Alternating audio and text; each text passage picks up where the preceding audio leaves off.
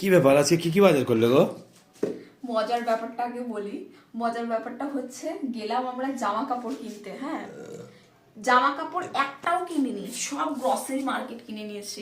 মানে যেটা প্ল্যান করে গেছি সেটা তো হলোই না, বরঞ্চ উল্টো প্ল্যানই হলো।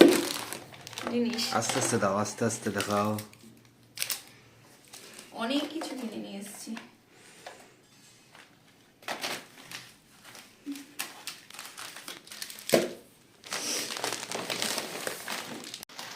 এই যে